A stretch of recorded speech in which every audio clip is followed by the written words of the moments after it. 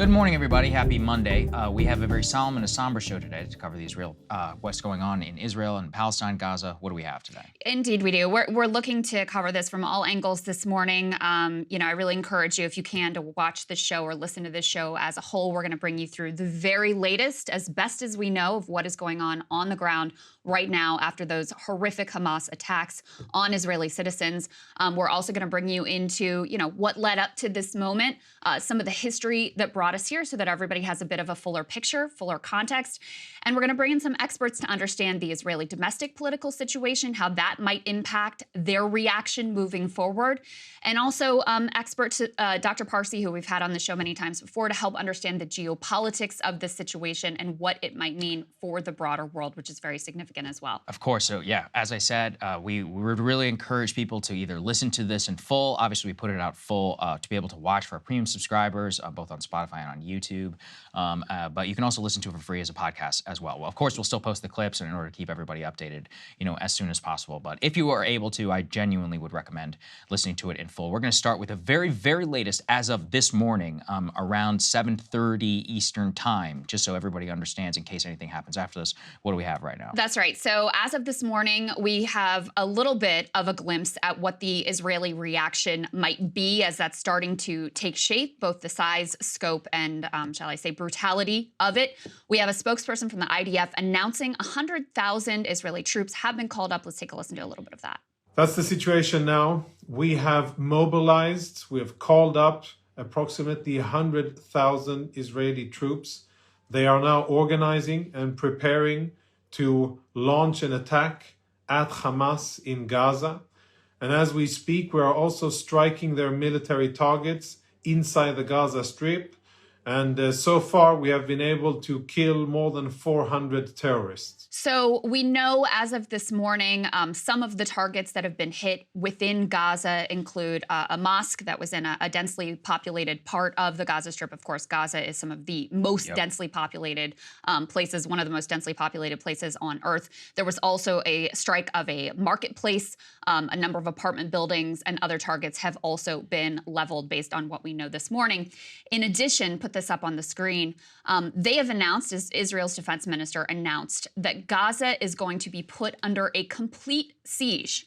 Now, Gaza has already been under a brutal blockade now for 16 years, which has caused massive problems in terms of access to food, water, basic supplies, poverty rate, unemployment rate, et cetera. This, though, goes much further. The defense minister saying specifically no electricity, no food, no water, and no fuel as Israel begins their response to those horrific attacks, Saagar. Yes, that's right. I'll read the full quote here. He says, quote, that he's got no electricity, no food, no fuel, quote, we are fighting human animals and we will act accordingly. So all of this is almost 48 hours or so in response to the attacks. And what we thought we would do is, for anybody who wants like a fulsome picture of it, is just put together some of the most shocking moments. So we go ahead and start playing them. Everything began to mount over on Friday and on Saturday during the holidays, actually, inside of Israel. And what people can see here are thousands of rockets that were initially launched from Gaza towards Israel. That was kind of the prelude to what Krystal eventually turned into one of the most shocking attacks that we have seen in modern history because of the size and the scope of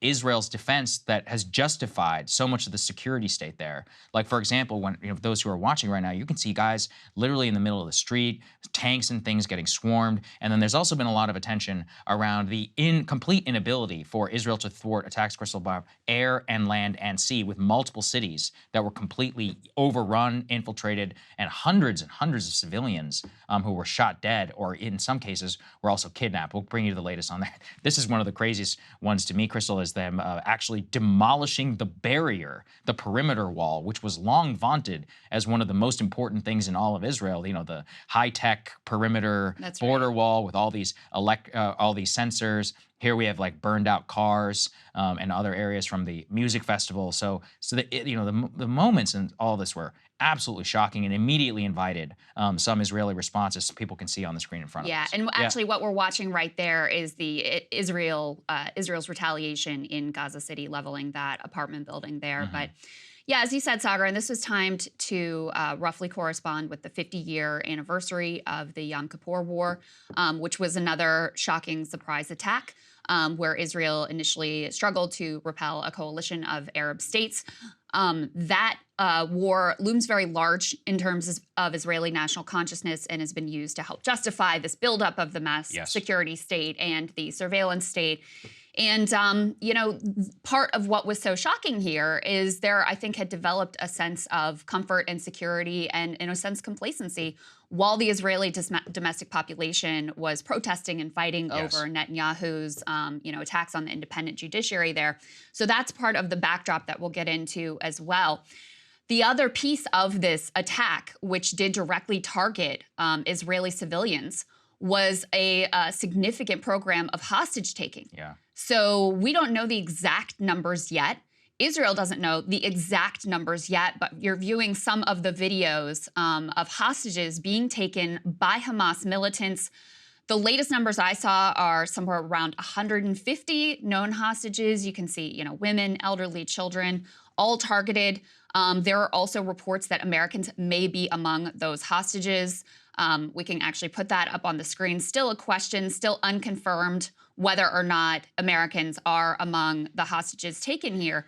This is a very emotional issue, not only for Israel, obviously also for the U.S., and really complicates what the Israeli response can be.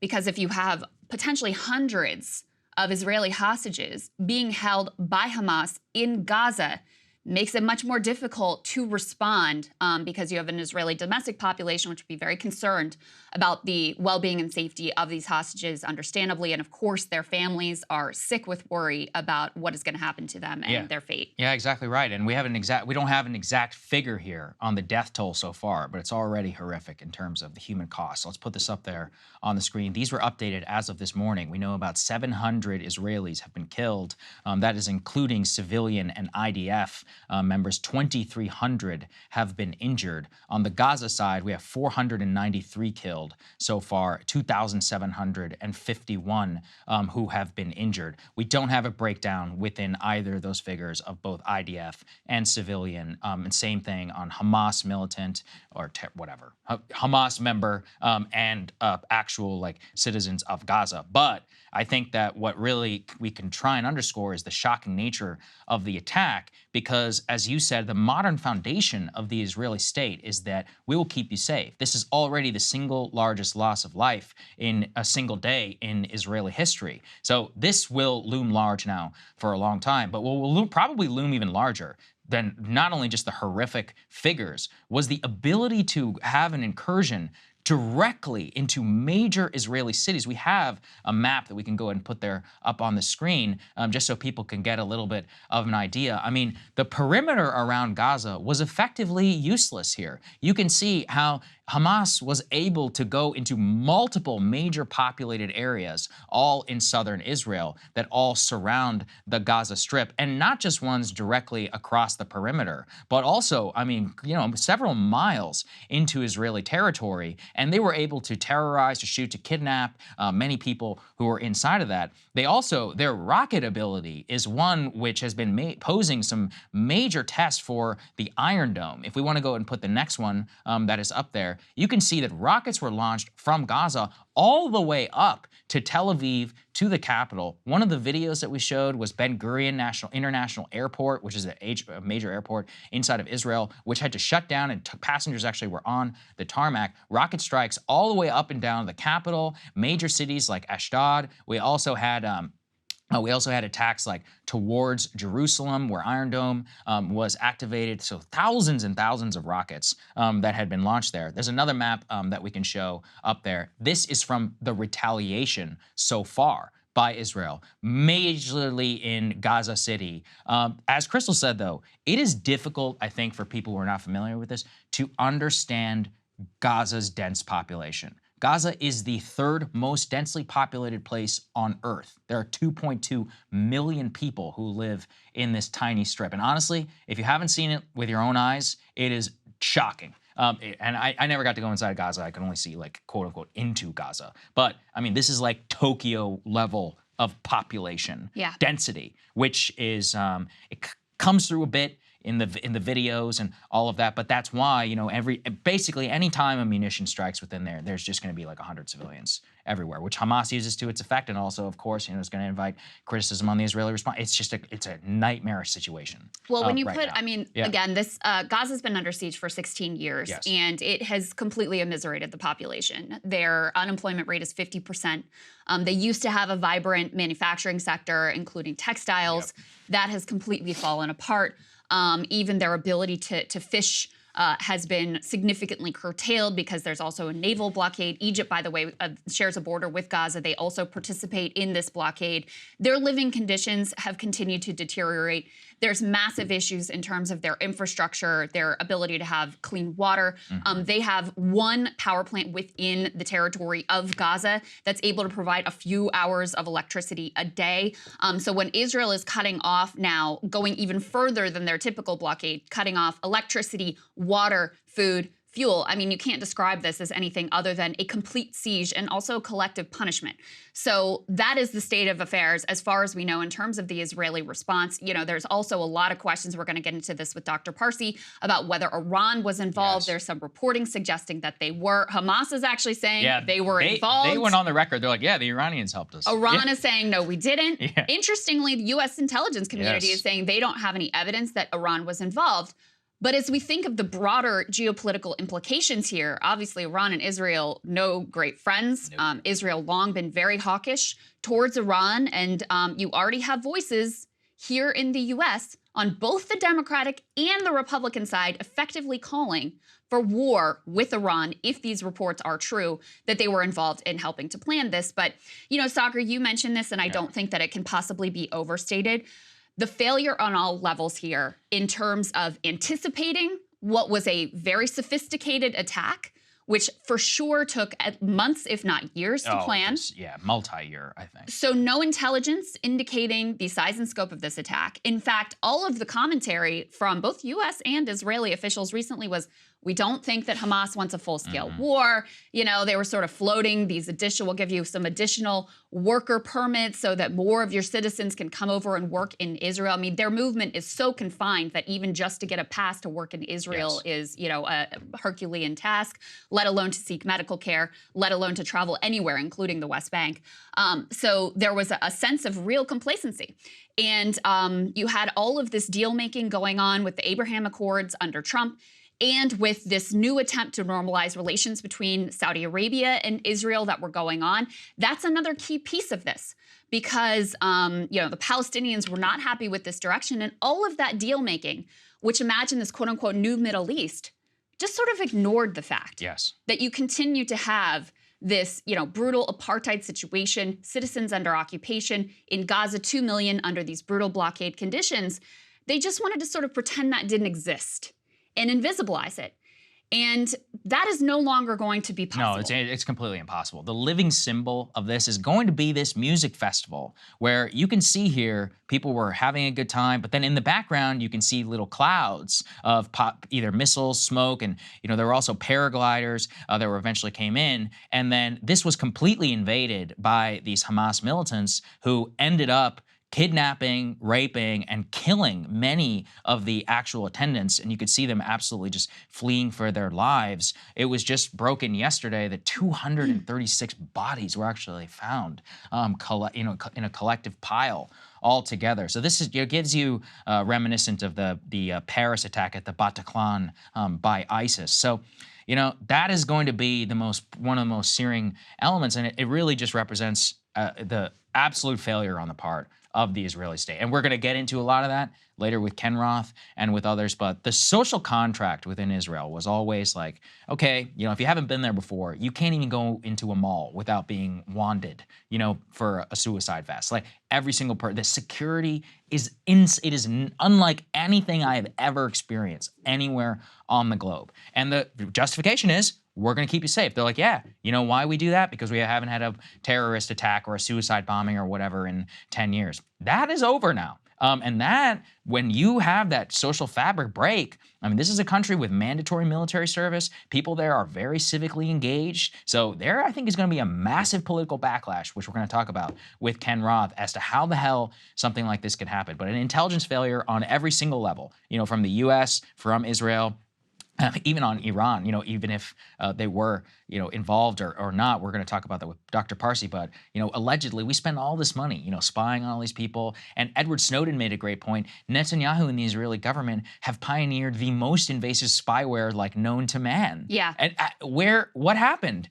It's like this is being planned basically right across your border, right, 100 feet from your own country, in which you allegedly have all these spies, and they love to brag over there about their infiltration of Hezbollah and of Hamas. And it's like, well, what the hell happened, guys? You didn't get a single we know from the response, you didn't have an indication, because if you would, there would have been a 10x level of the amount of defense that happened in the initial days. That music festival that turned into absolute horror and carnage was meant to, in part, celebrate, quote unquote, infinite freedom.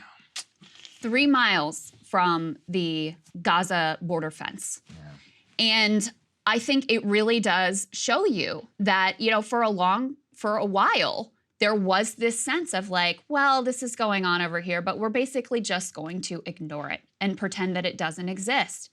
And you can point to a lot of immediate term factors with the Netanyahu government specifically, which is the most extreme government Israel has ever had, which includes some figures in it who have expressed outright genocidal intent towards Palestinians, no two ways about it. And they were very wrapped up in this push. Netanyahu's got to get out of his corruption charges, so he's pushing this attack on the independent judiciary. There was a huge nationwide protest over that. And at the same time, part of why, and this has now been fully reported out, part of why there was so little troop presence in this area, where you can see things like Hamas just bulldozing their, special high-tech border wall with no problem, is because those troops had been reassigned to the West Bank effectively to protect these extremist Jewish settlers in that region. And so while people were being, civilians being murdered and slaughtered and taken hostage, et cetera, they were on their own because of the way that troops had been redeployed because of Netanyahu's extreme coalition, effectively. So you can point to these very specific domestic factors, which is something else we want to talk to Ken Roth about. But you also just have to say, listen, you can have the biggest army, you can have the most invasive security state, you can have your good buddies, the U.S., sending you billions of dollars every year, you can have all of that. When you're trying to keep 2 million people locked in a cage, effectively in an open-air prison indefinitely, you're never going to have real security. And so, I grieve for the families who have lost loved ones out of a failure of their government, a failure of our government, and, an intentional blindness from the politicians to just pretend like this issue no longer exists and to completely invisibilize, the Hamas are terrorists. There is no excuse for this kind of carnage on civilians. But you never see this level of concern for the Palestinian citizens who are seeing their dreams and their hopes and their aspirations quashed every day, and who are routinely killed. And you don't see the same level of concern. I mean, that is my whole stance in all of this, is I just want to see Israeli lives and Palestinian lives be treated with equal care and concern. So, to me, that's sort of the bottom line picture here. But there's a lot that involves the U.S. as well. As I said, out of the casualties, out of the deaths that occurred on the Israeli side, some of those we now know were Americans. And there's also a high probability, I think you could say at this point, that there are some American citizens who have also been taken hostage.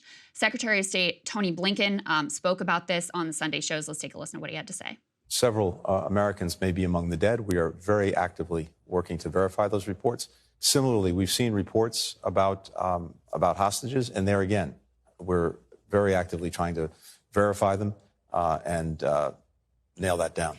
Meaning that there could be some U.S. citizens who have been taken hostage as well, Mr. Secretary? Yeah, so we got the report this morning, Krystal, of the official count is that at least 9 Americans were killed in Israel. Unfortunately, as you said, it's very likely that figure could go higher. and it's very likely there are also probably some citizens there. If anybody's ever been to Israel, there are Americans all over the place.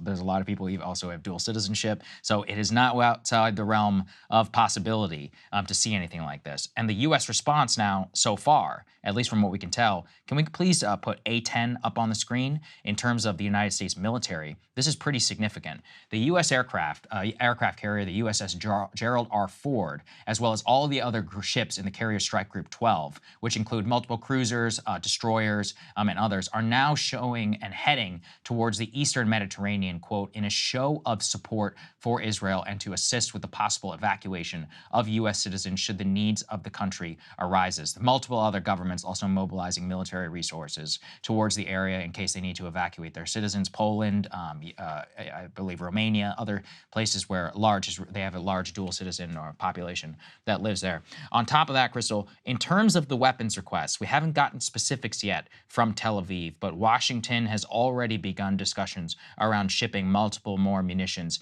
to Israel, either restocking Iron Dome, ammunition. I expect a big, interesting discussion to probably occur. We had a massive stockpile of ammo actually in Israel, which was meant to either be released to the Israelis should the conflict arise, or should U.S. need access to that ammo, which is forward deployed in the Middle East. Well, we drew down a huge chunk of that and sent it to Ukraine. And I got to say this on the Israeli side, I hate to inject the Ukraine situation into this, but since we're now at least talking about response and all this, one of the reasons that Israel refused to ship a lot of munitions and arms to Ukraine is they were like, well, we might need it to defend ourselves. I think that they're probably very vindicated and validated in that decision. And it just goes to show you, in terms of trying to prioritize your own defense, you never know whenever you're going to have to try and have access to those. So just a little bit of an underscore for that. But that's the major, in terms of the U.S. response so far, that's basically been it.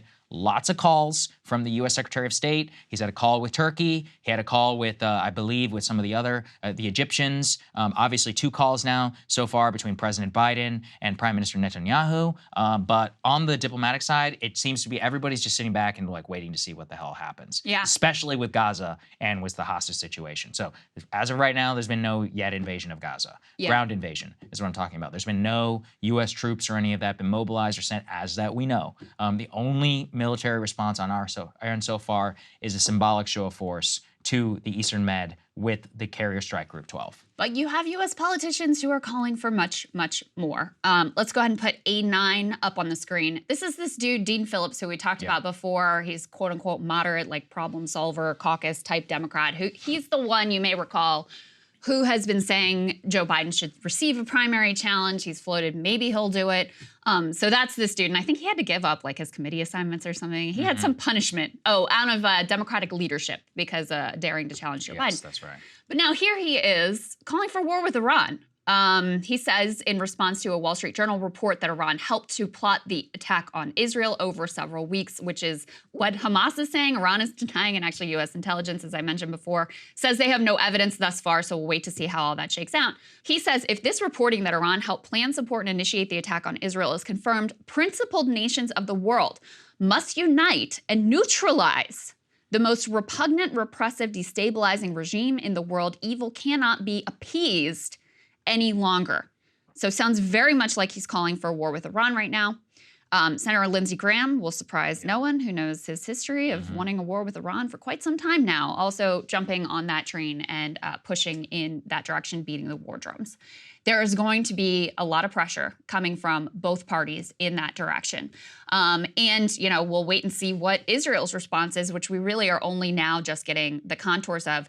Saagar, talk a little bit about what we were discussing earlier, how one of the great Israeli fears and part of what has led to them not going forward with a ground invasion of Gaza yet is because they're concerned about the possibility of a war on 2 fronts. Yes, that's right. So the 2-front war is probably the single biggest nightmare for Israeli war planners and for what a broader major escalation would look like. So we already know right now there have been some rockets that were fired by Hezbollah from Lebanon into Israel after the Hamas attack that happened on Israel. So that immediately ignited fears of, well, if we invade Gaza, we could then see another front open on our border with Lebanon. They have fought wars with both at the same time. They have fought wars with both, but the idea of having to fight a full-scale invasion at the same time is the absolute nightmare, because that would obviously it would divide the number of reservists. It would also deplete the Iron Dome weapon stock munitions. And then in general, in terms of civilians getting caught in the crossfire,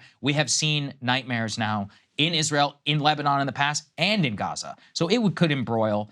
Lebanon, Hezbollah, of course, has got deep allies with the Iranian government. I haven't even mentioned Syria, which also has a significant Hezbollah situation. Who the hell knows whatever territory, is there on the ground with the Golan Heights. So they could even have, in some cases, two fronts, but with multiple other tertiary ones that could open up against them. It would also open the question of Saudi Arabian involvement, Emirati, Qatari, who all maintain relations with the Hamas government, but also have been previously trying to go with Israel. Part of the analysis I saw, actually from more hawkish people, is a guy, Seth Frantzman. I've followed him for a long time. He used to work over at the Jerusalem Post and others. He made a very interesting comment that other prime ministers would have invaded Gaza now at this point.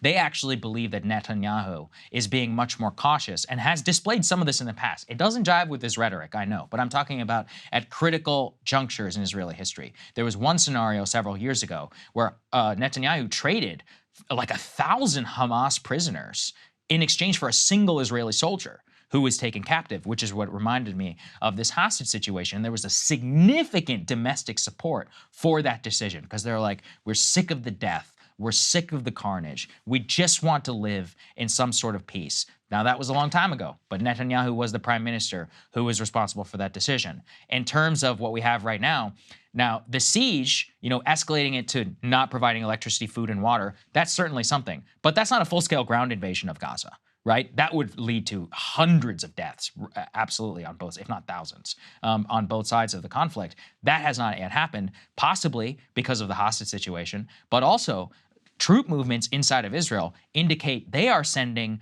almost as much armor to the Lebanese border as they are towards Gaza. And so the idea of the two-front escalation or any of that happening, well, the only benefit, I think, for the entire situation is it could give some sort of diplomacy a chance, because Israel so desperately wants to avoid that to have to fight that two-front war, which I don't think there's any question that it would spiral into something. I'm not going to say it would draw us, fully into World War III, but yeah, already we've got calls to go to war with Iran. If we have a two-front war open up between Israel and Hezbollah, and full-scale bombings and all that going on with Lebanon, and Hezbollah is not Hamas. They have far more advanced missile and rocket technology, which the Iranians have provided them. They could inflict a hell of a lot more damage onto Israel than Hamas has ever done. And so that is the other reason why they have such a nightmare scenario really on their hands. Again, we don't know what is going to happen. I mean, the situation right now is still very precarious. But as long as there's no ground invasion of Gaza, the idea of a two-front war opening up, remains at least remains lower. We also could see it's possible. It wouldn't be crazy, I think, for Israel to try and begin talks with Hezbollah or some sort of back channel with Iran or with any other places that have relations with them, where they might try and broker some agreement about, hey, we won't do anything here as long as we're doing everything here. But obviously, they would have to pay a price in terms of that. And I don't know what any of that would look like. Yeah, really Egypt is really trying to reassert their sort of traditional role as diplomatic go-betweens between the Palestinians and Hamas in particular, and Israel as other groups through the Abraham Accords and through, what the Biden administration is doing as well, like the UAE, have gained more prominence in terms of diplomatic ties with Israel. So there's just a lot of unanswered questions this morning. I also want to say, with regard to the videos that we're playing, just as a heads up, we're doing the best we can to vet these videos. And actually, we're leaning more on quote unquote traditional news sources than perhaps we would, because there have been so many fake, wrong, inaccurate, old videos, information that's floating around. So like I said, we're doing the best we can to sort through what is happening right now and bring you some visual elements so you can get a sense of what is happening on the ground. But I just want to throw in there that note of caution, because it's very difficult, especially now, to sort through what is fact and fiction, what is a real new video of something that happened on the ground, what is old. I even saw videos that were passing around that were from video games. I know. So, you know, it's difficult to parse through all of this. I just want to put that out there. And also, obviously, it's difficult to watch all of this unfold, both on the Israeli side and now with the retaliations, the brutal retaliations on Gaza. Yeah, I'm glad that you said that. Let's move on. History. I thought it would be useful, and because I feel like every time these break out, we appear to try and talk about it in a vacuum, and you referenced some of that. But the truth is, even in the 40-something minutes that we've already been speaking, we've only covered, what do you think, maybe 15 years of history? So I was thinking— Not even, yeah. Well, look, and we're going to be talking here about Gaza. We are not going back all the way to the Balfour Declaration and all of that, because otherwise we'd be here for several hours. But I thought it would be at least semi-useful to give people a primer on Gaza, what exactly it is, the development, and at least its history in regards to the modern Israeli state, and then very, very high level. I'm sure that some of this will be not characterized to the liking of scholars and all those other people out there, so please forgive me. I genuinely am doing my best. Let's put this up there on the screen. This is the map from 1949, after the Arab-Israeli War, after the establishment of the State of Israel by the United Nations, and after the British Mandate was terminated. What you can see are the 1949 armistice lines.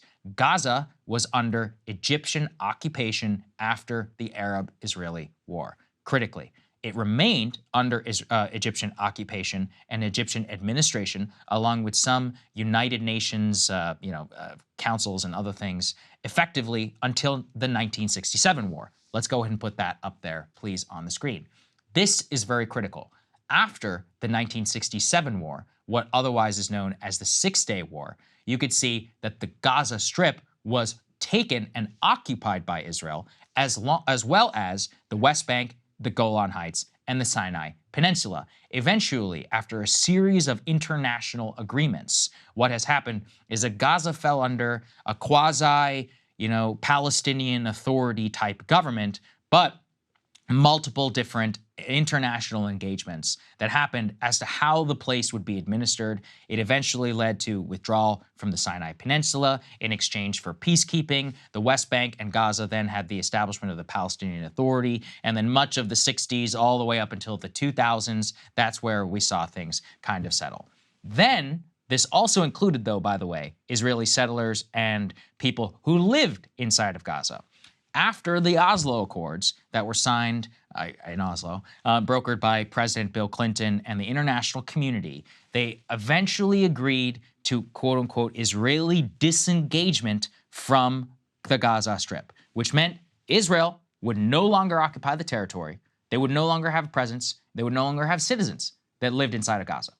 2005 is when this policy was officially implemented. They were forcibly removed, many Israeli citizens, from Gaza. And the idea was, okay, now Gaza and the West Bank, you guys hold elections, you guys administer under the Palestinian Authority.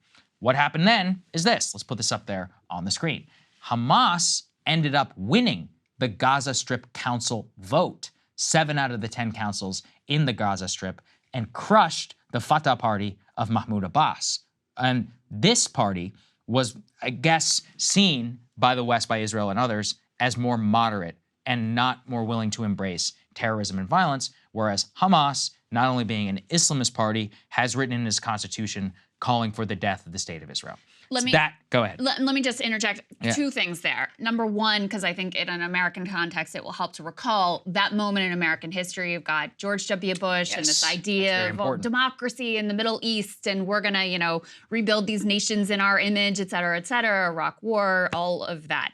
And so the idea here from the Bush administration was, we'll have these elections. We will force it because we're also doing Iraqi elections at this time, which comes at the Bush second inaugural, which was all about democracy promotion. And so in any case, they get a result that they do not like. Yes. And being the U.S. can't accept that there's a result that they do not like.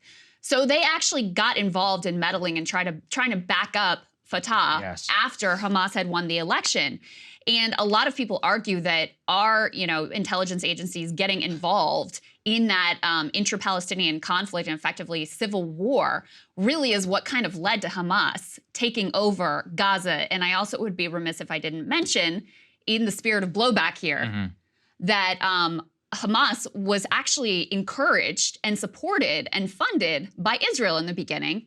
as an attempt to be a bulwark against the PLO, who they didn't like, and they were sort of more like traditional, like leftist freedom fight. Like that's how they styled themselves. There were issues there as well, and corruption, et cetera. But they had bolstered Hamas as an attempted bulwark against PLO, and then Hamas gets traction in part because of the aid they're able to provide in schools and healthcare, et cetera, and this very extreme, ideology and openly terroristic ideology. So they gain a lot of support, and they end up taking over Gaza in part because of the actions of both Israel and the United States. And that's where everything collapsed. So after the Bush administration refused to recognize Hamas, and then they effectively disengaged, we saw a split between Gaza and the West Bank, where they have different administrations, and that's when the Israeli blockade really began. So let's go ahead and put this graphic up on the screen. This is made by Al Jazeera, so it is biased towards them. Just giving people a heads up. And what they say and point is that there have been 4, before this point, major conflicts, I guess you could say.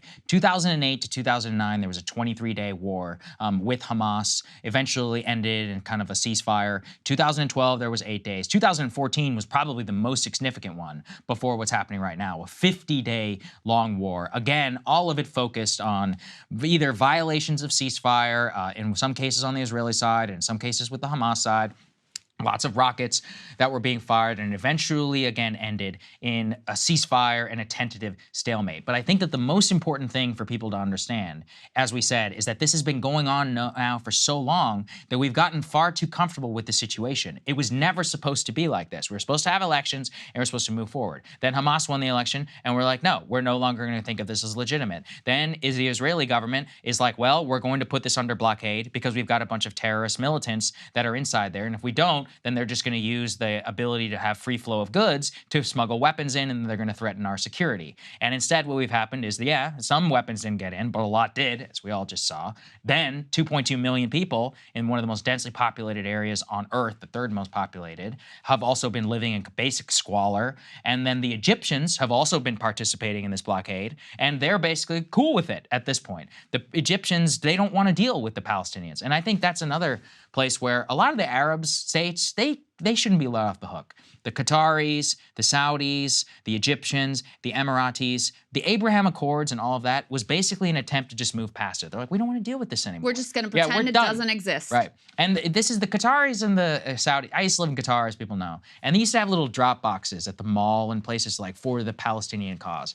And I just remember looking at that and being like, you're relying on piddly little charity from people when you are one of the richest people on earth. I'm like, what are you doing? You're not doing anything. Yeah. And it's just clear they don't care. And a lot of people don't even understand, even within the Arab states, there's a lot of intra-racism between the Gulf Arabs and the Egyptians, and then how they view, they very much look at the Palestinians as like poor, I'm not dirty, and those are not my words. That's the way they look at them. If you've ever been to Jordan, the Jordanians definitely are not so happy with them either. Well, Jordan did accept a huge refugee but population. the actual Jordanian citizens themselves, there's a lot of beef and actually resentment because a huge portion of their population is now Palestinian, and they're not Jordanian, So my point is just that this is a very messy and complicated situation. It gets us to the point, though, where this has happened. And I think with that background, what's important to remember is that the last 15 years in particular have been the tinderbox through which all of these multiple conflicts have happened. The post-Hamas election, the decision by the United States, the Arab states and the Israelis to basically just move past and say blockade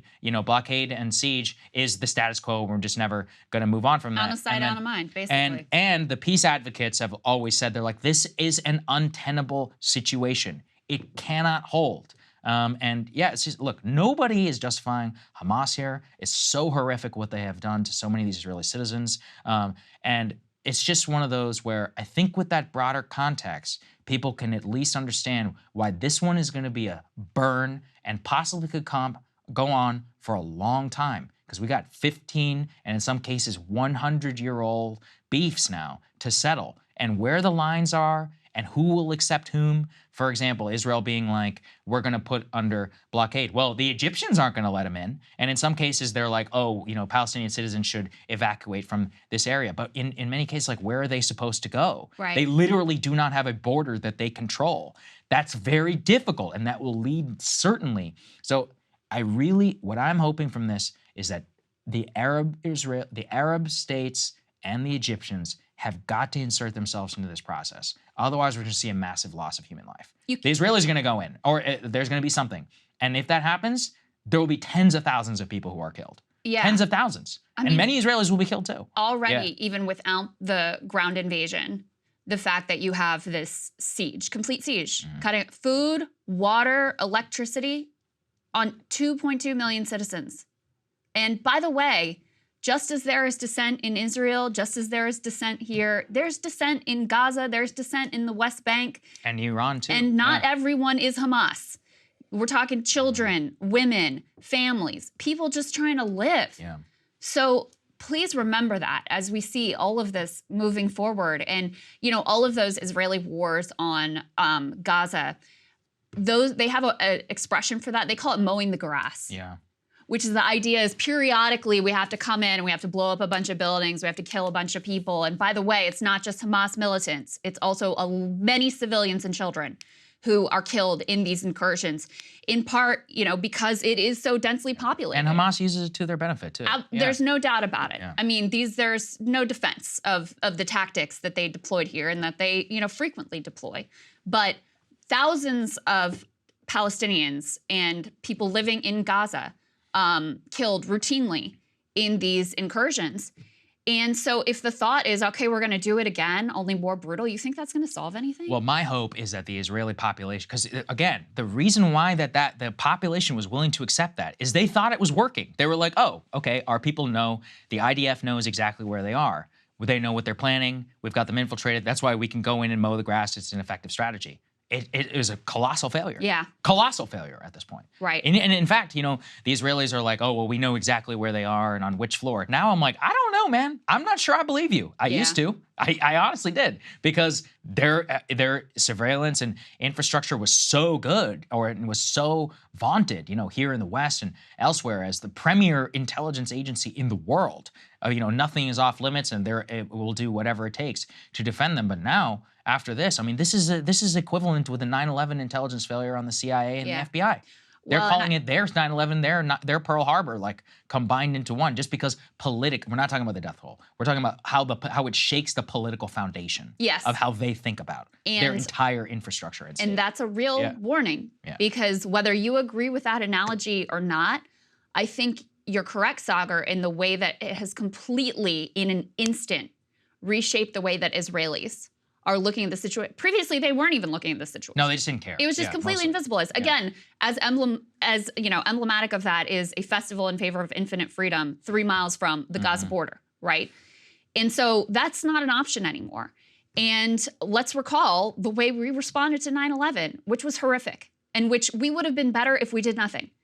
The amount of death and treasure spent, American lives lost, certainly Iraqi lives lost, Afghani lives lost, you know, the decades that we spent in both of those countries, destabilizing the entire region. And by the way, spurring and helping create a lot more terrorism. Unfortunately. Far beyond what we were supposedly fighting and combating in the region.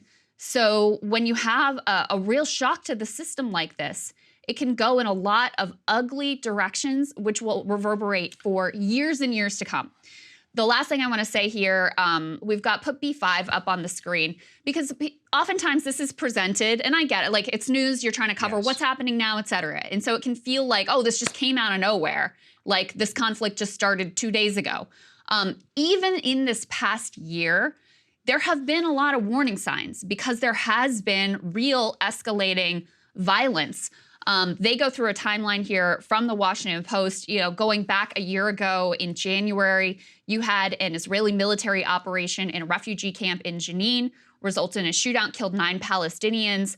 The next day, then you have a Palestinian gunman who goes to a synagogue in retaliation, killing 7 people, including children.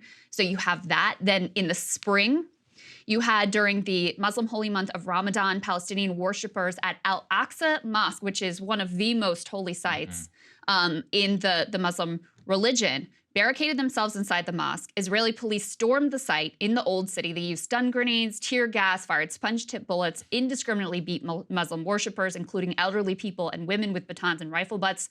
That's according to the UN Human Rights Office. This has been an increasing point of tension, in part directly because of one of the Netanyahu's cabinet ministers, Ben-Gvir, who's been intentionally provocative with regard to Al-Aqsa and disrupting what has been a long-held status quo there. About a month later, Israel launches surprise airstrikes in Gaza, targeting leaders of Islamic Jihad, another militant organization which sometimes allies with Hamas. Those killed 3 top militants and 10 others, including 4 women and 4 children. You had a summer that included more military raids on the city of Jenin and the refugee camp there. You had more drone strikes actually inside of the West Bank. And significantly, you had increasing violence between Palestinians and Jewish settlers. Yes, that's a big part of it. These settlements are illegal under international law. They're part of the immediate problem here is the fact that these settlements were being protected by the IDF in lieu of protecting, these border towns around Gaza. So there'd been a huge redeployment towards this area. And you had Israeli settlers who were rampaging through Palestinian towns, tons of violence there. And so, it's not like there was nothing going on and it was all peace and quiet. And then this attack comes out of nowhere. And then you add to that the geopolitical situation of this potential deal, Saudi normalization with Israel that obviously they're very unhappy with. And it led to, absolute horror. I also want to say there were some signs here of which the Israelis were ignoring. A good friend of mine, Trey Yingst, I used to cover the White House with him. He's now the Fox News correspondent actually in Israel. He's one of the, I'm telling you, like one of those unbiased people just because he just points the camera and he'll be like, here's what's happening right now at this state. He flagged this actually. He's done multiple interviews with Hamas, with Palestinian Islamic Jihad, and with the IDF. And he flagged this from August of 25th, 2023, almost a month ago, a little bit over a month ago. He says, quote, "We are preparing for all-out war," the deputy head of the political bureau of Hamas. They were doing, so it's not like they weren't. They were doing war games. Yeah, exactly. They were practicing, and this was known. They were practicing raids on Israeli villages. I mean, they were pretending like they were going in. And the IDF and Mossad and Netanyahu, they all thought this was just a feint, that this was just bluster. They also had started, I guess there's, at times, Hamas will prohibit people from protesting at the border fence. They had allowed these protests to restart. This was also just seen as trying to get leverage to get more work permits into Israel. And so, in any case, just an unbelievable failure. And it's so hard to put into words how tragic this situation is. It's very bad. The horror on the Israeli side and the horror on the Palestinian side, and what they're, this complete siege now and attacks on marketplace and mosques and apartment buildings, et cetera, which are also murdering innocent civilians. And what's so difficult about it is it's just so hard to see a way out. No, I don't see at this point. And, we're about to talk to Ken Roth, and I'll bring him in a moment. But I think in the U.S., we continue to hold on to this fiction of like, oh, we're going to get to a two-state solution. Right. Netanyahu has abandoned any pretense that they're working towards a two-state solution. His whole policy has been basically like, no, this is the status quo. We're just going to keep it as is. We're going to have the blockade. We're going to occupy West Bank. We're going to continue to build out these illegal settlements, which in previous agreements they had agreed not to do. Well, they continue to build it out. They've, even within the West Bank, they're like, it's not, you think of that as, oh, it's this one territory. No, it's all divided up to make room for these illegal settlements. There are certain roads you're not even allowed to drive on if you're Palestinian that are built just for the settlers. And so it's made it a real impossibility to actually have a feasible two-state solution. They're not interested in it. I don't think. I mean, that's part of, I think, the reality here is, again, I just want to be 100% clear. Nothing justifies attacks on civilians. Nothing we say here justifies this whatsoever. But if you're looking at it on the Palestinian, they've tried nonviolent. It's not like they haven't tried nonviolent protests and been met with bullets, by the way. BDS, if you support BDS, you're anti-Semite. So that's off the table. They've tried violent resistance before, certainly, too. That hasn't worked either.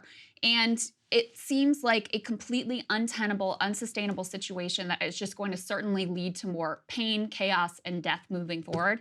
and it's hard to see a real way out of it. That's what I was going to say. I don't think that it is possible to see any political ceasefire settlement on this until a colossal loss of life is going to happen. And I don't say that because I want it to happen. I just I don't really see a scenario. I mean, think about, post 9/11. It was politically untenable to try and pursue like basically nothing. The only thing that was politically tenable was to basically just full-scale war. That's why the American people, even though Saddam Hussein had nothing to do with 9/11, 2 years later were willing to have a massive ground invasion. I would be very much doubt the ability for the Israelis not to have the same domestic thing. Also, although I hope not, given that they have a lot more experience with war. Same on the Palestinian side. At this point, you're locked in, and then all it takes is one actual attack, that one bomb that goes wrong, a couple hundred civilians are killed, and now that's your justification for fighting, and everything just keeps upping the ante over and over and over and over again. So without the direct intervention of the Arab states, the Egyptians, and the United States, this is almost certain to just go and drag on now for a long time, basically as it has been. It's just and recurring very, cycles very of bad. violence. And also politically, there will be I don't think the Israeli populace at some point, this two-state solution inside of Israel was always complicated in terms of how the ultra-Orthodox and the religious Jews felt about it versus how the secular Israeli Jews. But at this point, the talking point from the right has always been, well, if we give them a state, they're just going to use the state in order to attack us. And now this is the ultimate gift that Hamas has given them. Because they're like, see, we gave it to them, even under blockade, even under occupation, they were still able to get their stuff. So that means, their solution to this is full-scale occupation, complete reconquest to drive out Hamas. And that's basically what, a counterinsurgency? That just means you have a slow burn conflict again now for a long time and no political settlement. So I think it's going to be a long time, and I think it's a really horrific human tragedy. And I think with that, we've got a good guest standing by, Ken Roth. Let's get to it. Honored to be joined this morning by a friend of the show, Ken Roth, who is the former longtime executive director of Human Rights Watch and also now a visiting professor at Princeton, and has a book coming out probably next fall. We're looking forward to that as well. Great to have you, sir. Good to see you. Nice to be back. Thank you. First, just your initial thoughts on some of the domestic political context within Israel as we watch, the horror of this carnage that unfolded on Israeli citizens. Well, obviously this Hamas attack was a blatant war crime. They went after civilians. They went to this music festival and seemed to have massacred 250, just music enjoyers. They went around, villages and towns near Gaza and rounded up civilians and brought them back to Gaza as hostages. These are all blatant war crimes. I guess people are asking, how did this happen? Because Israeli intelligence is known for being, kind of well integrated into Gaza. They tend to know what's going on. And, if you listen to Hamas, they clearly were planning this for months and months. So I don't know why it broke down. I mean, clearly some people saw it, but the people higher up just didn't believe it. Often the key to intelligence is not so much what are the physical things that are happening, but what are the intentions behind those events. And, somebody misread the intentions. They thought that Hamas was much more interested at this stage in, making money and running Gaza than in launching an attack of this sort. So, there will have to be a clear inquiry. What we don't really know is to what extent have the divisions within Israel contributed to this failure. Because, as everybody's aware, Netanyahu's far-right government has been, not only rapidly expanding settlements in the West Bank, but they've been attacking the independence of Israel's judiciary, really undermining the checks and balances of a democracy. This has led to massive protests in Israel, really unprecedented protests, real divisions within the society. Did that contribute to the intelligence failure here? We don't know yet. There will clearly be inquiries. But that was the backdrop that may have been a big factor here. Yeah, that's an important one. And actually, one of the lead editorials in Haaretz, we can put this up there on the screen just yesterday, was calling for the removal of Netanyahu. They say Netanyahu bears responsibility for this Israel-Gaza war, specifically highlighting the issues that you're talking about, not only in terms of the protests, but also deployment with regards to settlement. So I'm curious if you could give the audience some background that might have played there in terms of the IDF response then immediately, and then how the political impact then on that decision and how Israelis could be digesting that news in real time. Well, I mean, clearly, if you look back at the last couple of months, I mean, not only has Israel been preoccupied by Netanyahu's assaults on Israel's democracy, but it has also been a violent period in the West Bank. You know, Netanyahu really, in order to save his skin, in order to avoid corruption charges, made this far-right government is the only one he could assemble because most of the moderates did not want to join with him while he faced these corruption charges. And, you know, they have pursued, you know, not only an active settlement building process, which itself is a war crime under the Fourth Geneva Convention, but they also seem to have given the green light to settlers to engage in acts of violence. There have been a series of raids on you know, what are said to be armed groups in the West Bank. And so, you know, really the IDF has been largely focused on the West Bank. And, you know, again, I can't say, you know, why they were asleep at the switch on this. You know, it was also a Saturday, the Jewish Sabbath. It was an important holiday. You know, the idea that Israel's enemies would use an important Jewish holiday to attack Israel is, you know, hardly unprecedented. And you would think that people would have been awake to this possibility. Yes.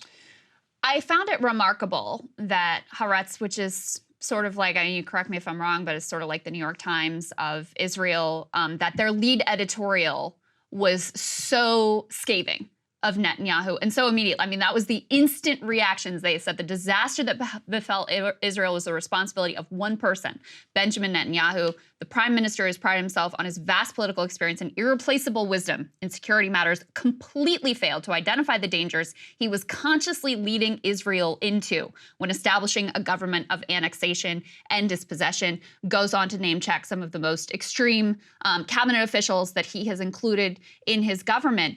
There have been a lot of comparisons made to 9/11, saying, you know, this is basically Israel's 9/11 in terms of the shock to the system. But there was a very different immediate reaction here to 9/11, which was rally around the flag. No one could criticize George W. Bush. I mean, that lasted for quite some time. His approval ratings ended up being sky high. It doesn't seem in the initial phases like there is that unanimity of analysis in Israel right now about the person of Netanyahu himself. Yeah, I mean, Netanyahu is a very controversial figure, you know, precisely because his top priority has always been to save himself. Now, Haaretz, I mean, I think the analogy to the New York Times is accurate in that it's highly respected. It's also left of center. You know, it's a big Netanyahu critic, you know, the way the New York Times would have been, say, a Trump critic. So, you know, it's not that surprising that this comes from Haaretz. You know, there is a rally around the flag tendency whenever a major attack comes like this, and clearly the loss of civilian life has just been tragic.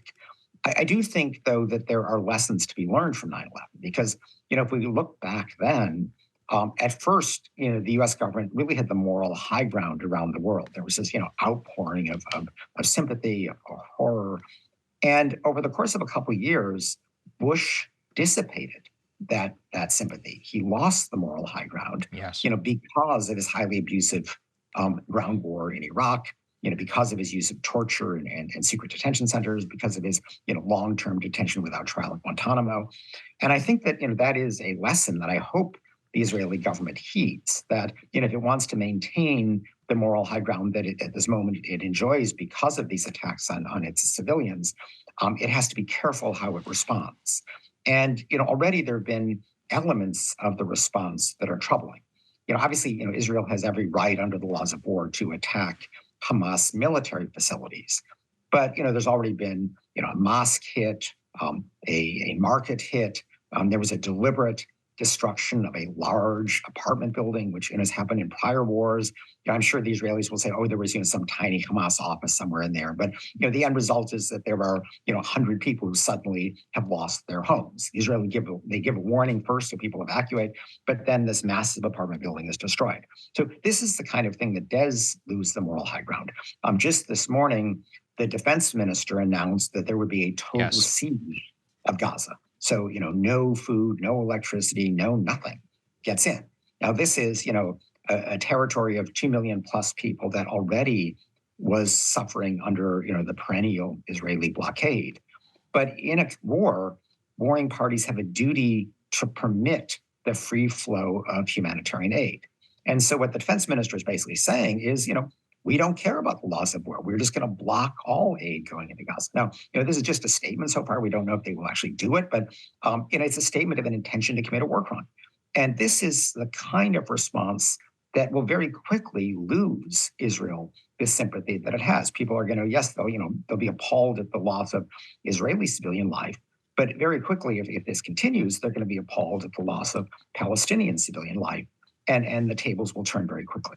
Yeah, one of the as part of that statement, then Saagar, your question, Yeah. but he said we are fighting human animals and we act accordingly. Yeah, one of the things I wanted to ask you, Ken, is you've been emphasizing and long have international humanitarian law. So as we enter this next phase of the conflict, we still await any possible Israeli, invasion of Gaza, a reoccupation, or a future possible two-front war breakout. Can you just lay out what that can look like, as you alluded to, in terms of rights of how to strike militants, how Hamas itself is guilty of war crimes, and then what that should adhere to in the future, even though it's very likely will not? Okay, well, the laws of war, basically the Geneva Conventions and their protocols, are pretty straightforward in this area. You are allowed in the context of a war to shoot and try to kill the other side's combatants. That's what war is about, unfortunate that it is. What you cannot do is deliberately target civilians on the other side. You cannot indiscriminately fire into civilian areas. You cannot attack even a military target if the harm to civilians will be disproportionate. And obviously, you cannot take civilians hostages. You can capture combatants, you can capture a soldier, that's okay. But you cannot seize civilians. You've got to allow free flow of humanitarian aid, as I mentioned. Now, these are the laws. I mean, Hamas clearly was breaching them, right, extremely in its attack on Saturday. The question is, will the Israeli government follow these rules? And, often in the past they haven't, and their initial forays are not that encouraging. This is, not simply an abstract issue. The International Criminal Court, the Global War Crimes Tribunal, does have jurisdiction over anything that happens in Gaza. And so, if there are blatant war crimes, the prosecutor could act. I mean, he has been slow to act on Israel and Palestine. He's had an open investigation now for some time. This could spur him finally to act. And so, everybody's got to think about, do they really want an arrest warrant for them? The inability to travel really, any place in Europe, because, all of Europe is a member of the ICC. These are things that are kind of a real threat hanging over not only Hamas, but also Israeli officials. Good point. Do you really think it's a real threat, though? Because, I mean, the whole reason they could be so brazen in pre-announcing a war crime is because they've gotten away with it before. I mean, the settlements are illegal. I mean, there's war crimes committed from the Israeli side all the time. And not only is there no accountability in terms of International Criminal Court, but there's no accountability with regard to, their greatest friend, the United States of America, which continues to do what they want and send them, all the aid and condition it on absolutely nothing. So isn't it absolutely right? I mean, the U.S. has been horrible in this regard. And so do you actually think that there could be something that's different this time? Because I'll say on the other side of things, we talked about the New York Times of Israel. The New York Times of the New York Times actually has a little bit of a different tone this time than in previous Israeli wars on Gaza and Israeli-Palestinian conflicts. You're seeing even some dissident voices on CNN, some Palestinian voices on CNN. You see a little more dissent within the Democratic caucus. So do you think there could be a change in perception and coverage this time that actually may change the outcome here? Yeah. Well, I mean, let me just first, in terms of the broader political background that you're alluding to, there has been a change in, I think, the tone of the debate in the United States, a growing recognition that the Israeli government has been imposing apartheid on the occupied territory, a growing, real dislike for the far-right government that Netanyahu is leading. So, it has been possible in the U.S. political context, certainly in the broader public, maybe less so for the moment in Congress, but it's changing, to speak, much more critically about Israel. Now, the other interesting development, I mean, you talk about how, Israel's committed these war crimes in the past and has gotten away with that. And that's, completely true. I mean, the U.S. basically protects it. You may recall that when the International Criminal Court prosecutor, the prior one, Fatou Bensouda, announced that she was opening an investigation into Palestine, because Palestine is the member of the court. So, looking at crimes committed on the territory of Palestine, Trump imposed sanctions on the prosecutor and her deputy, an outrageous interference with the independence of this judicial institution. Now, Biden, to his credit, lifted those sanctions. But more interestingly, the U.S. government traditionally has opposed the court having jurisdiction simply because a crime is committed on the territory of a member of the court. They said it should only go after people whose governments have joined the court. Nobody else believes that, but that's the U.S. position. But the U.S. has now changed that position in Ukraine because Ukraine is given the court jurisdiction. Russia is not a member. And the U.S., even Biden himself, have applauded the charges against Putin. So in essence, at least in that context, they have thrown away the U.S. objection to territorial jurisdiction. That's the only reason to object to the court acting on crimes committed in Palestinian territory. So, unless the U.S. is going to be completely, unprincipled and say it's okay in Ukraine but not okay in Gaza, suddenly the court will have the latitude to act in a way that it never had before.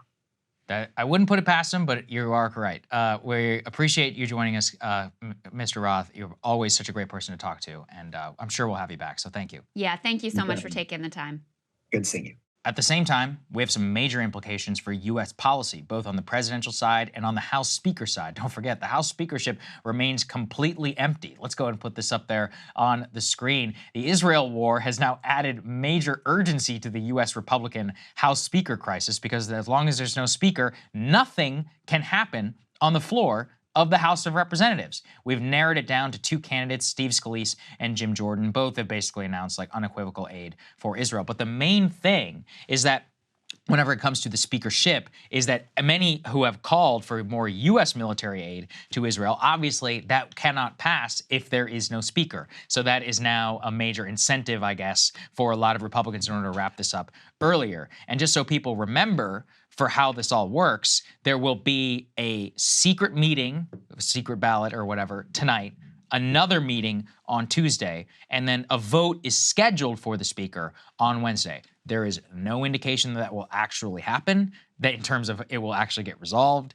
In terms of the two major candidates, like we said, things have basically been narrowed down, Krystal, to Jim Jordan and to Steve Scalise. Right. But it is interesting because prior to this, the only major international question was Ukraine aid. Jim Jordan specifically came out against aid to Ukraine. Steve Scalise has been silent on aid to Ukraine. But now, Israel being the preeminent international issue here in Washington, obviously, there's far more a bipartisan consensus on that one in terms of in Congress. Oh, yeah. The thing is, though, is that will then add major urgency to some of the possible holdouts, people like Nancy Mace, Matt Gaetz, and others, in order to actually have a speedy election. That said, and I know, but we still have to follow, obviously, the political news. Nancy Mace and Matt Gaetz and many others have come out in support of Jim Jordan, some of these holdouts. So that's pretty important. And Donald Trump has backed Jim Jordan. Right. Now, I'm curious from your perspective if Trump's endorsement of Jordan is 100% a good thing or whether there is some complications with that. Because you do have some moderate Republicans in particular who were just elected in New York in Joe Biden districts who are, doing their best to try to distance themselves from the more extreme ranks of the party and from Donald Trump himself. So what do you think about that? I think I'd rather have it than not, especially because the people who all voted to oust Kevin McCarthy, all of those people are, disciples of Trump.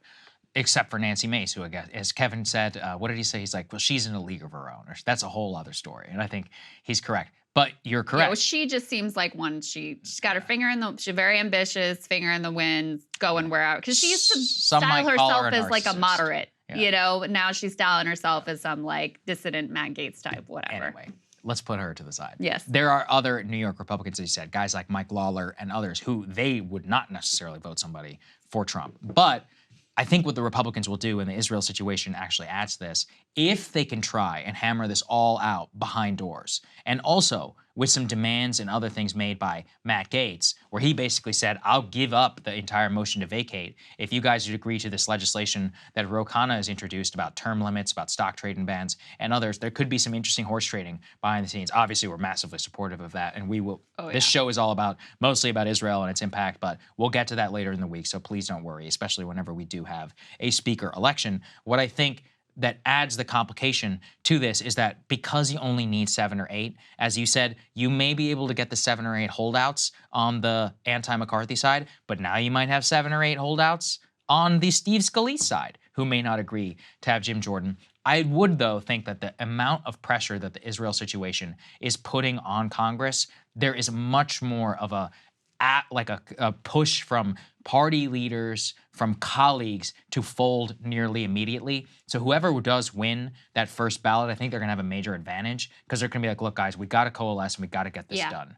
That's what I think. This situation really does speed up, I think, the speaker election. That's my read of the situation as well. And moderates, quote unquote moderates, would be the first to like cave to that kind of pressure too. And they tend to be the most overtly pro-Israel as well. So that's my read of the situation too. There is an interesting dynamic here. So, we've been saying, and everybody's been saying, like, oh, you can't do anything in the House until you have an official speaker. So the speaker pro tem really can't do anything except for hold votes to get a speaker. That's all you can do until you actually have a speaker. Well, now that there's a question of support for Israel and Israeli aid, now they're like, well, maybe it's a little different than what we were saying before. Put this up on the screen from Axios. They say Scoop House members tee up pro-Israel resolution. And part of the idea here with this, it's an AIPAC written resolution just basically to say we stand with Israel and they have a right to self-defense or whatever it says. Basically, the idea is to push a new precedent of what the speaker pro tem can actually do and can actually accomplish. They quote this Georgetown law professor, Josh Chaffetz, who says if they pass a resolution, it does then create a precedent that they can do substantive business. Another individual is director of structural democracy at the Bipartisan Policy Center, said there's probably very little, if any, actual restriction on what a majority of the House could do right now. So that's another avenue, is that they continue to push off the, resolution of who's actually going to be Speaker of the House, but they just decide they can do whatever they want anyway in the meantime. Well, they can always find a way, can't they, Krystal? Yeah, when they want to. It's amazing how quickly they're able to act. The other funny constitutional questions are whether Patrick McHenry, the Speaker pro tempore, is even allowed to get an intelligence briefing. That's been a big brouhaha here in Washington. Can he be briefed? Can he not be briefed? He's the interim Speaker, in the meantime. But the major thing I think you need to know is that this will accelerate the process. It will put a lot of pressure, especially because they want to be able to pass not necessarily just a military package, although I do think that will come with time, but a resolution or something like that expressing support for the Israeli people. The government itself wants to be able to have some nimble action, and without a speaker, you quite literally can't do anything in Congress, pass any legislation. I would also remind everyone there are multiple other big bills that still need to pass. The NDAA, the actual funding, the National Defense Authorization Act for the Pentagon. Almost certainly that's going to include a rider, quote unquote, which is like an addition for Ukraine and for Israel. What will the politics like that look like? How will the Israel-Ukraine debate be affected? It could be linked together. It could be split apart. They could argue we need to favor one over the other. I'll enjoy watching that one play out in the Republican Party. That's one potential direction, is they tie additional Ukraine aid and additional Israel aid together. And a lot of the people who are opposed to Ukraine aid are very much in favor of Israel aid. Right. So that could be one tool that they use to try to get the next round of Ukrainian aid through the House. We'll see how this all shakes out. Still a lot of questions there about how this is going to move forward, but certainly puts a lot of pressure and changes a lot of political dynamics. That is the major thing that you need to know about that. Now, in terms of the actual political response, there has been a major war now breaking out within the GOP about how the response should be. Nikki Haley obviously taking up the neocon mantle and basically calling for war with Iran as a result of this and a complete flattening of Gaza. Here's what she had to say. But let's step back, because I want the American people to kind of take this in for a second. Just imagine that here the Israelis woke up and communities were bombarded. Families were murdered. Women and children were taken hostage, dragged through the streets. The elderly were taken. All of this has happened in front of everyone, on top of thousands of rockets that hit Israel. This should be personal for every woman and man in America. Why? because when they did this surprise attack, when they took these hostages, when they murdered these families, they were celebrating. And what were they celebrating? They were saying death to Israel, death to America. This is not just an attack on Israel. This is an attack on America because they hate us just as much. America can never be so arrogant to think we don't need friends, just like we needed them on 9/11. That's why Ukraine needs us when Russia's doing this. That's why Israel needs us when Hamas and Iran are doing this. And I'll say this to Prime Minister Netanyahu, finish them. Finish them. Hamas did this. You know Iran's behind it. Finish them. They should have hell to pay for what they've just done. Calling for war with Hamas, calling for war with Iran, saying that this is an attack on America. Former Vice President Mike Pence taking a shot at his old running mate, Donald Trump, as well as Vivek Ramaswamy and Ron DeSantis. Also in reaction, let's take a listen. Well, I am, but let me begin at where we ought to start. I mean, that disastrous withdrawal from Afghanistan has emboldened the enemies of freedom around the world. And now war is raging in Eastern Europe. And President Joe Biden's kowtowing for the last 2.5 years to the mullahs in Iran, lifting sanctions, begging them to get back in the Iran nuclear deal, and then paying $6 billion in a ransom for hostages, I think set the conditions for this unprecedented terrorist attack by Hamas against Israel. But I also believe this is what happens when we have leading voices like Donald Trump, Vivek Ramaswamy, and Ron DeSantis signaling retreat from America's role as leader of the free world. What happened in Ukraine was an unprovoked invasion by Russia. What happened this weekend was an unprovoked invasion by Hamas into Israel.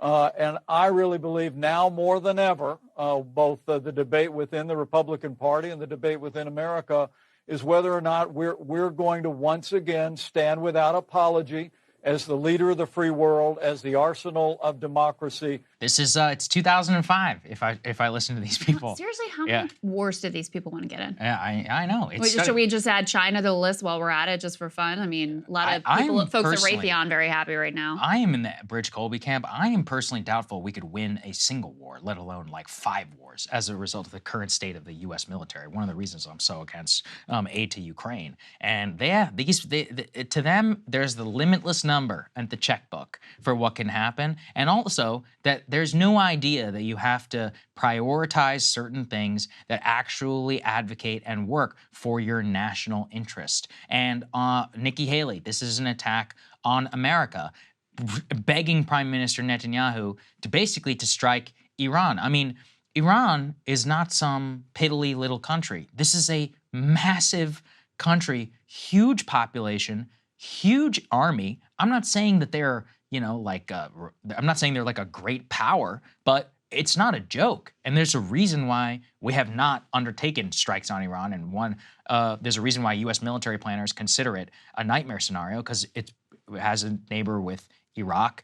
They have a proven military capability with the IRGC and others. And it would just cause even more chaos and destabilization in the region. Same with Mike Pence. As you're saying, he's like, to them, everything stems back to Ukraine and then to Afghanistan. How about this? The world is messy and not everything is interconnected. I hear this from the Ukraine first people all the time too. They're like, well, we got to support Ukraine because that means we got to support Taiwan. I'm like, well, hold on a second. They're actually completely disparate situations with different actors and different histories. Same thing here. It's like, if this had happened in 2005, they would have been like, oh, this is a result of 9/11. They always have to try and tie it to something else that's bigger and going on to try and justify even more military conflict and others. And it's like, okay, well, what has that policy gotten us? It ain't winning. And it certainly ain't, it certainly is not, peace or prosperity for them or for us as a result of this. So look, I'm happy that these voices are not prevailing right now in the Republican Party, at least right now, with the actual voters. But this is the Ukraine. Actual think in Washington. Well, and let's be clear, like, there isn't actually any dissent on Israel within the Republican Party. Sure, absolutely. Like, Trump was incredibly hawkish, did everything that, Israel wanted him to do, incredibly hawkish towards Iran, took us out of the Iran nuclear deal, assassinated Qasem Soleimani, all of these things, right? So it's not like they're trying to paint this picture like there's some dissent here when there really isn't. The only person who was a little bit different on Israel who quickly like backtracked and tried to pretend like he wasn't actually different on Israel was Vivek Ramaswamy, who made some comments about how he would like in the fullness of time to not be supporting them militarily. Here he is with Sean Hannity getting questioned on those comments after Nikki Haley specifically attacked him over it. Let's take a listen. You know, you said aid to Israel, our number one ally, only democracy in the region, should end in 2028, and that they should be integrated with their neighbors. I have an exact quote. You want me to read it? That's actually, yeah, I can tell you the exact quote. What I said is it would be a mark of success if we ever got to a point in our relationship with Israel, if Israel never needed the United States' aid. And Sean, you know how politics is played. A lot of the other professional politicians who have been threatened by my rise have used that statement to say that I would cut off aid to Israel. That's not correct. So in any case, he's like backtracking, and it just shows you how sensitive this issue is, how influential, people for whom this is like their number one issue are within the Republican Party, also within the Democratic Party. You've only very recently had a few voices in the Democratic Party that are even a little bit dissident on this issue and also want to talk about Palestinian lives as well and the, unconscionable blockade and occupation apartheid conditions that have been imposed on these people for years and years now. But within the Republican Party, there's basically only one position that you can take on this issue, and it's being extraordinarily hawkish. Well, a lot of it actually, it's interesting. You could think about it a little bit like the pro-life issue. Some of the most vehement and extreme supporters of Israel are evangelical Christians. I'm not a biblical scholar, so I cannot even attempt to explain it, but it just has something to do with the end of days and why the state of Israel needs to exist and Christian tie-ins. There's also been actually a very heavy attempt in Israel by the Israeli government to cultivate a lot of these people. They help fund a lot of trips back and forth. Yeah, if you're ever on a flight to Israel, it's funny. Half the people on the plane will be evangelical Christians. The other half will be Jews. And a lot of them are coming to visit some of the holy sites, and a lot of it is funded by both churches, nonprofits, and these other organizations which have now existed for a long time. They put an immense amount of pressure on GOP lawmakers. You also, I think, have the old 9/11 tie-in. It's very much a lot of people like to have black and white thinking. It takes a long time to actually separate that, to think about it. Most people haven't been over there, or they just look at the news and are like, well, one is allied with our enemies and one always has our back. So they're like, okay, this is a simple equation. So that's how a lot of American voters are going to think about it. I mean, I think there's a reason that all opposition to Israel is predominantly in the U.S. an elite left project. And it's because it comes from the university and academia class, because they have more of an interest. Obviously, they have probably more sympathies to the ideas around human rights and all of that, but they have more of a awareness generally of what's going on. So I think that's why it's difficult. There's a huge age divide here. That's true. Yeah. Oh, yeah. Huge age divide. And the politics on this, I mean, that might be, if you look at the numbers, one of the biggest generational gaps on the Democratic Party is between older folks and younger folks in terms of the prism with which they view this conflict. And we were talking, in some ways, it feels so depressing, the cycle of violence, just knowledge that there's not going to be a simple, easy, straightforward solution. There just can't be at this point after all of these decades of absolute horror. But you do see, even in the media coverage, you see, different perspectives you never would have seen before, even like the New York Times and CNN with voices you never would have heard before, actually talking to Palestinians in addition to the Israelis who, are suffering and grieving right now. So you do see partly this is a result directly of Netanyahu becoming very partisan during the Obama era. Yes. And really throwing in with Republicans and actively trying to thwart Obama's reelection.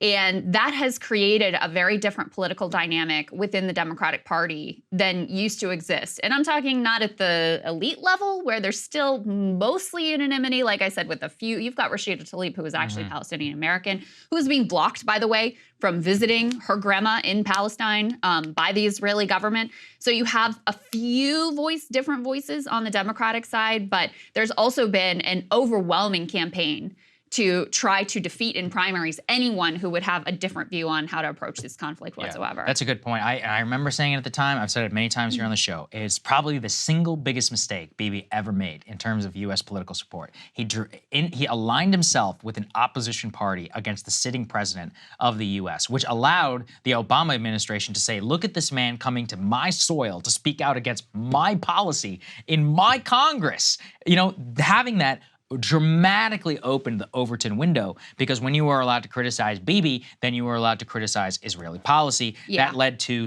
there was some moment at the end of the Obama administration where they even allowed some UN Security Council resolutions to pass that they never would have allowed to happen in the past. Even the Biden administration, I mean, they've mostly been 100% pro-Israel. The Israelis wouldn't say so, but not a huge departure from previous policy. Even they've had a few. There's some friction between, like personal friction between Netanyahu and Biden, but it hasn't really amounted to different policy.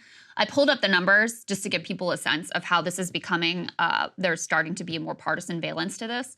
In 2023, Gallup asked, in the Middle East situation, are your sympathies more with the Israelis or more with the Palestinians? Obviously, this is before the current situation and atrocities that were just committed. For Democrats, for the first time ever, more people said their sympathies were with Palestinians than Israelis. 49% of Democrats said Palestinians, 38% said Israelis, and 13% said neither or no opinion. Independents, they also increased their level of support with Palestinians, but they still overall have more sympathy towards Israelis. It's 49% sympathy towards Israelis, 32% Palestinians, 19% neither, both, or no opinion. With Republicans, very different landscape.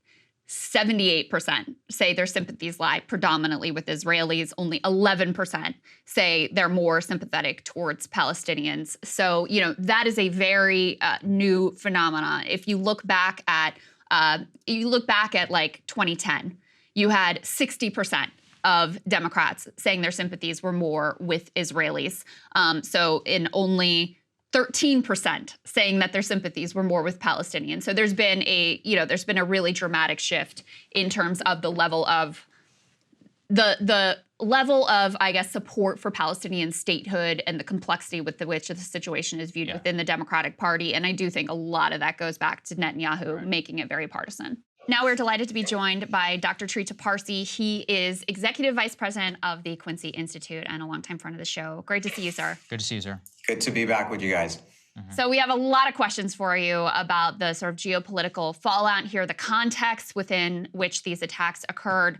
But first I wanted to ask you about this report from the Wall Street Journal. Let's put this up on the screen, guys. This is the second piece here. They say that Iran helped plot the attack on Israel over several weeks. The Islamic Revolutionary Guard Corps gave the final go-ahead last Monday in Beirut. Now, what's really interesting here is this is actually according to senior members of Hamas and Hezbollah. However, U.S. officials made it very clear they had not seen any evidence of Tehran's involvement. And now you also have Israeli officials being very clear in saying they have not seen evidence of Iranian involvement here. So I wonder what your reaction is to the story and why this is significant and people should care. Well, it's very significant because if you take the story at face value, it was really pushing the United States towards getting involved in a larger war in the region. Because if the Iranians were involved in that operational sense, you would have significant calls on the U.S. side for actions against Iran. However, the story, in my view, is not particularly credible. As you mentioned, this is not a position shared by the U.S. government. It's also not shared by the Israeli government, with the IDF spokesperson coming out and saying that they don't see evidence for it, which is quite a statement coming from the Israelis, who otherwise are quite keen on pointing out Iran's involvement in various things. But also because I think the story itself I find really difficult to digest. So, for instance, they say that there's been bi-weekly meetings since August in Beirut, which is a place in which the Israelis have excellent intelligence, of course, between senior leaders of Hamas, Islamic Jihad, Hezbollah, and Iran, including on 2 occasions the Iranian foreign minister attending. I mean, these are the very same people the Israeli intelligence would keep a very, very close eye on. How could they have bi-weekly meetings since August about this issue, planning it, and the Israelis never finding out? It just sounds to me quite difficult to believe. So I think there's a lot of elements of this that raises question marks as to the accuracy of this story. On top of that, the former boss of one of the reporters, byline in that story, has come out and said that he fired her from her earlier position in Reuters for inventing stories. So I think we should deal it with a bit of grain of salt and really investigate further. Having said that, let me also say this. I think it is quite clear that the Iranians have been involved in arming and training Hamas. That is different from them being involved operationally in this attack, green-lighting attack. Those are very, very different things. Moreover, we should also be clear that Tehran probably wants the world to believe that they had a bigger role in this than what they actually did. Because from their perspective, this gives them credibility amongst the Arab streets in the region, which is their audience. Their audience is not Europe or the United States. So even when they have not been involved in things, they like the idea that the world thinks they were involved because it gives them an edge in their competition with Saudi Arabia and other governments in the region by them claiming to stand and raising the Palestinian flag. Wow. Very important context, I think, on that story. We also, though, have seen elements of the former U.S. officials and others beginning to blame Iran for the attack, possibly setting up for possible U.S. involvement. Here's the former director of national intelligence saying that, and I want to get your reaction.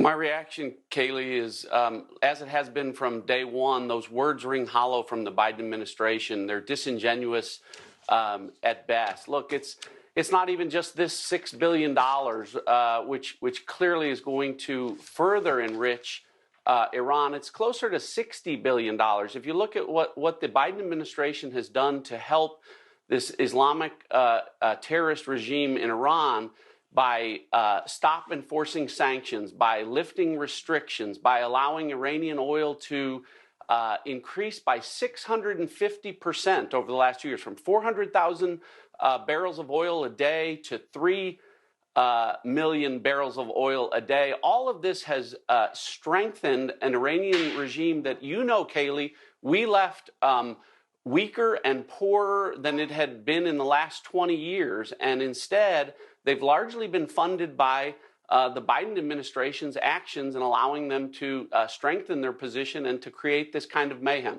I don't think it's unfair, Kayleigh, to say that, Iran funded Hamas here, but the Biden administration helped fund Iran. This is the basically coalescing position of a lot of the Republican Party. So I'm curious, just fact from fiction, what do you make of that?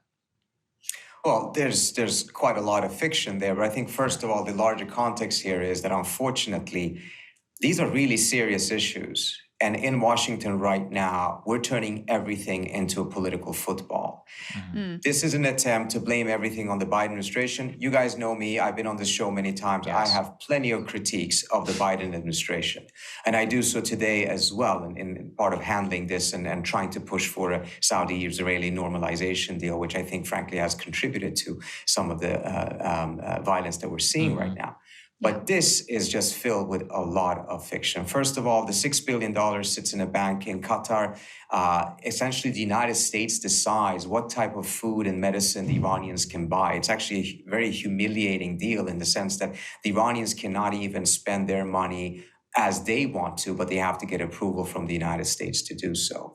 In terms of 3 million barrels of oil a day, I've never heard that number. I've heard something up to 2, and it's absolutely true that as a result of an effort to de-escalate, the Biden administration, I don't think, has been implementing some of Trump's sanctions as harshly as Trump was, but it's also in the context of the Ukraine war, in which pursuing the implementation of that would further increase oil prices at a time when the Biden administration actually has an interest in lowering the oil prices because of the impact it will have on the U.S. economy. And this is one of those things that I think the Trump administration didn't take into account in the same way because it was partly in a different geopolitical context.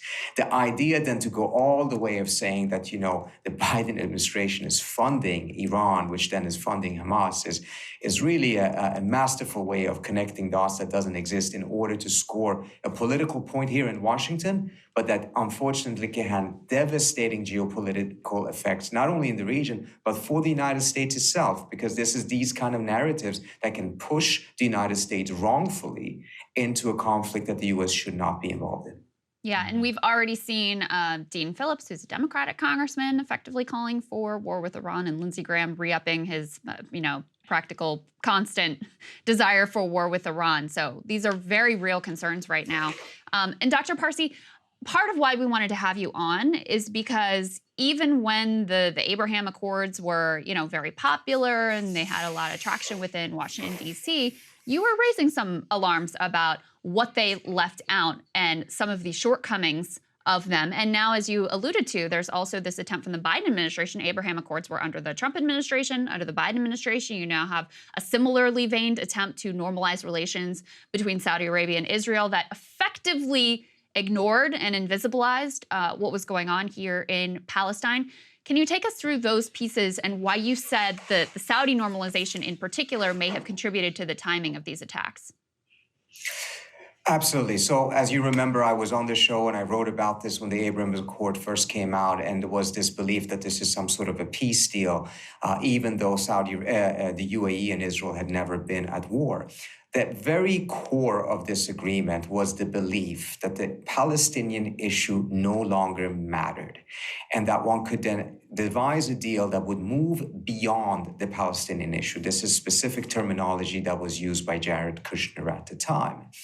And this was partly born out of the reality that after the Arab Spring, the Palestinian issue wasn't as potent of a force in the Arab world as it had been earlier prior to the Arab Spring. But to believe that that was a permanent state and a permanent shift was a huge mistake.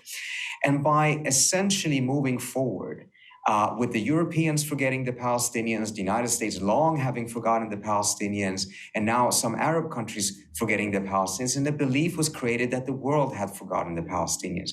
But there was one element that had not forgotten the Palestinians. That was the Palestinians. They still believed themselves. They still were suffering under occupation. They were still suffering from a tremendous and increasingly intensified repression.